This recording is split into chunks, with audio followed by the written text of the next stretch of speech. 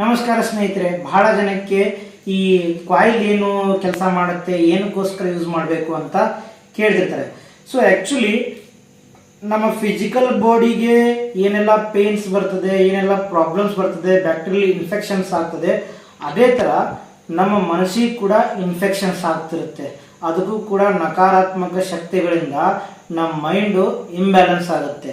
ಆವಾಗ ಸೊ ಅದನ್ನು ಬ್ಯಾಲೆನ್ಸ್ ಮಾಡಬೇಕಂದ್ರೆ ನಾವೇನು ಮಾಡ್ತೀವಿ, ಧ್ಯಾನ ಮಾಡ್ತೀವಿ, ಯೋಗ ಮಾಡ್ತೀವಿ, ಹೊರಗಡೆ ಹೋಗ್ತೀವಿ, ಪಿಕ್ಚರ್ ನೋಡ್ತೀವಿ, ಏನೇನೋ ಅದರ ಆ್ಯಕ್ಟಿವಿಟೀಸ್ ಪರ್ಫಾರ್ಮ್ ಮಾಡಿ ಅದರಿಂದ ಆಚೆ ಬರ್ತೀವಿ. ಆದರೆ ಅವೆಲ್ಲ ಬರೋದಕ್ಕೆ ಕಾರಣ ಏನಂತ ನಾವು ನೋಡಿದಾಗ, ನಾವು ಬೆಳಗ್ಗೆ ಎದ್ದ ತಕ್ಷಣ ಚೆನ್ನಾಗಿರ್ತೀವಿ, ಹೊರಗಡೆ ಹೋದಾಗ ಒಬ್ಬ ವ್ಯಕ್ತಿ 1000 ಥರದ ನೆಗೆಟಿವ್ ಎಮೋಷನ್ಸ್ನ ಕ್ಯಾರಿ ಮಾಡ್ಕೊಂಡು ಹೋಗ್ತಿರ್ತಾನೆ. ನಾವು ಅವ್ರ ಜೊತೆ ಕನೆಕ್ಟ್ ಮಾಡಿದಾಗ ಅವ್ರ ಎಮೋಷನ್ಸ್ ನಮಗೆ ಎಫೆಕ್ಟ್ ಆಗುತ್ತೆ ನಮ್ಮ ಸಟಲ್ ಬಾಡೀಸ್ಗೆ.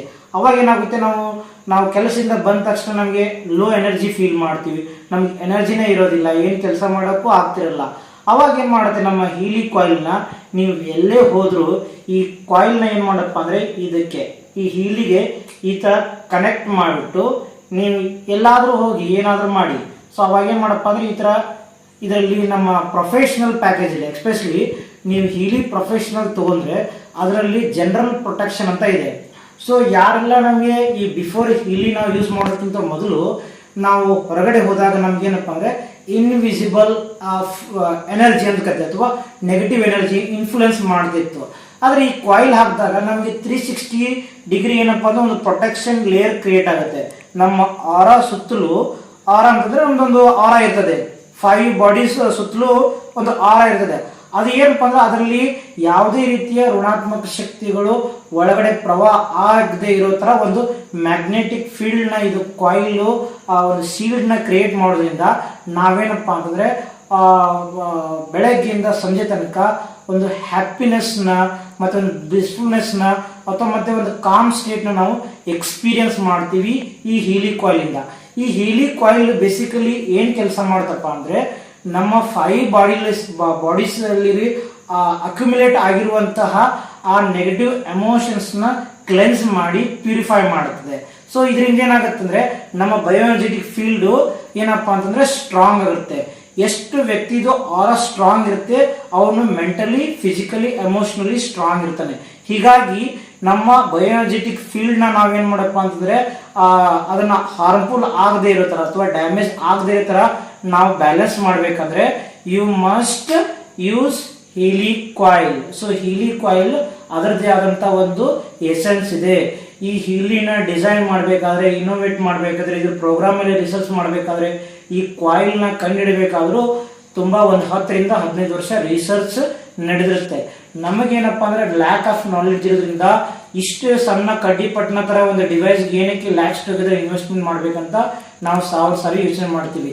ಅದೇ ನಮ್ಮ ಹಾರ್ಟಲ್ಲಿ ಸ್ಟಂಟ್ ಹಾಕಿದಾಗ ಅಥವಾ ಬೈಪಾಸ್ ಸರ್ಜರಿ ಆಗಿದಾಗ, ಕಿಡ್ನಿ ಫೇಲ್ಯೂರ್ ಆದಾಗ, ಆಮೇಲೆ ಏನು ಮಾಡ್ತದೆ ನಮ್ಮದು ಕ್ಯಾನ್ಸರ್ ಆದಾಗ, ಈ ಥರ ಆದಾಗ ಲ್ಯಾಕ್ಸ್ ಟುಗೆದರ್ ಕೊಟ್ಟು ಆಪರೇಷನ್ ಮಾಡೋದಕ್ಕೆ ಹಿಂದೆ ನೋಡಲ್ಲ ಜನ.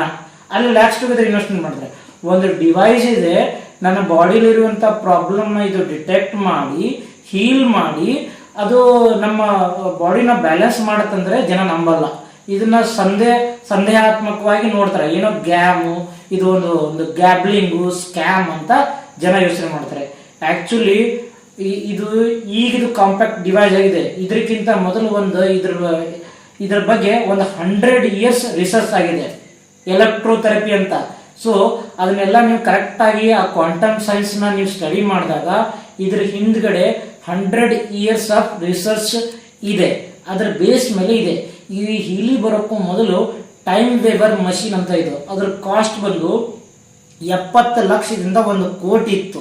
ಸೊ ಅವರು ಮಾರ್ಕಸ್ ಕಿಮಿಕೆನವ್ರು ಏನಪ್ಪ ಅಂದ್ರೆ ಒಂದು ಸೈಂಟ್ಲಿ ಹಾರ್ಟ್ನವ್ರು ಆಗಿರೋದ್ರಿಂದ ಎಲ್ಲ ಕಾಮನ್ ಪೀಪಲ್ಸ್ಗಳು ಕೂಡ ಈ ಹೀಲಿದು ಅಥವಾ ಈ ಫ್ರೀಕ್ವೆನ್ಸಿದು ಎಸೆನ್ಸ್ ಸಿಗಲಿ ಅಂತ ಇದು ಅಟ್ಲೀಸ್ಟ್ ಪ್ರೈಸ್ ಎಷ್ಟಿಟ್ಟಿದ್ರೆ ಗೊತ್ತಾ, ಲೀಸ್ಟ್ ಈ ಡಿವೈಸ್ದು 23,420 ರೂಪೀಸಿಂದ ಹಿಡಿದು 2,42,000 ತನಕ ಇದೆ.